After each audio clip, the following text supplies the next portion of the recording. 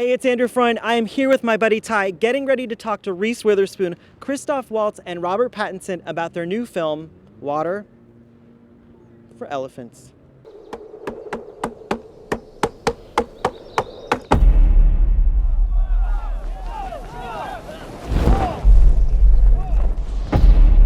Ladies and gentlemen, welcome to the most spectacular show on earth. Excuse me, sir, can we help you? You know circuses? 1931. It was the Benzini brothers. That's the most famous circus disaster of all time. Are you telling me that you were there for... Right in the middle of So it. one of the lines that stuck to me in the film is you say, when a woman gives it to you straight, don't give her a line like you don't remember. So I want to know, as a guy, and you play this powerful woman in this film, what does that mean? Oh, I think, my character is pretty tough, and she's, Rob's trying to tell her he doesn't remember what happened the night before when they were both drinking, and she just kind of tells him, don't give me lines, I'm a woman, I'm not a little girl. One of the lines in the film that kind of resonated with me that you said is, everything is an illusion. So for you in this film, how does that come into play, that line? I kind of agree with it, like, about almost everything. I mean, you kind of, other than the fact that you're just sort of, you wake up every day and and you're alive, like pretty much everything else is just transient, and you have to create it for yourself. So, or in your imagination, or in some kind of physical manifestation of it. Would you say your character is misunderstood in a way? You'd have to tell me how you understood him first, and then I could tell you whether that's a misunderstanding. Well, he's very intense. He's very emotional, and at times he goes a little off the wall. But I kind of got it in a way because he seemed like he demands perfection. What were your thoughts? Well, yeah, he demands perfection, but how would you feel if you ran an enterprise that provides livelihood for 300 people, and that is constantly in danger of collapse? How would you feel about it if you are a responsible human being? Of course, if you're a banker, you don't give a Right. But if you're not, you're worried. Yeah. And it weighs on you. Yeah. It's a burden. I don't know if I picked that circus,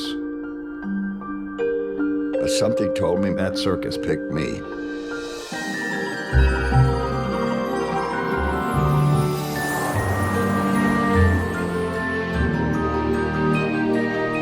The world's run on tricks. Everyone plays. You're a beautiful woman. Deserve a beautiful life. So, playing this role, what do you make of the lives of carnies now? Do you have an appreciation for them? Yeah, I mean, it's hard. I mean, I can imagine. I mean, especially working with the people who have to work with animals, like on a real circus. I mean, it's just totally insane. I mean, the bit in the movie where one of the horses gets injured and they have to retrain another one really quickly.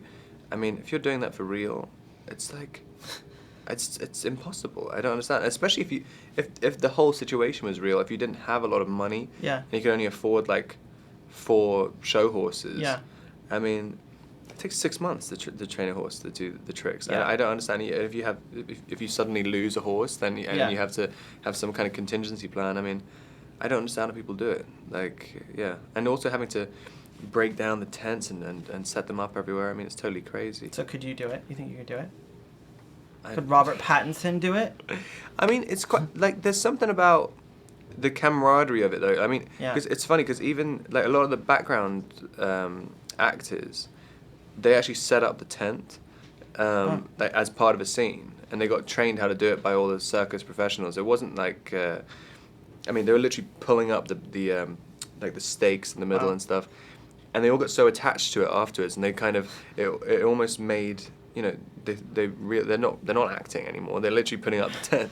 Wow. And there's this sort of pride in it afterwards. And there is something nice about like performing these impossible feats, like being part of a team where you're like, you set up a whole town and then take it down 2 days later. Totally. I mean, there's something great about it. I mean, I'd quite like to be involved in it. I like that sort of, that sort of physical jobs like that. You think so? I could learn from your character in this. I feel like I learned a lot watching this film. Yeah, I mean, it's a lot about how to treat a woman and, how not to treat a woman in this movie. And I have to ask you, working with Rosie, were you really on that? Was that you? Or Yeah, was that was really me, yeah. And what was that experience like?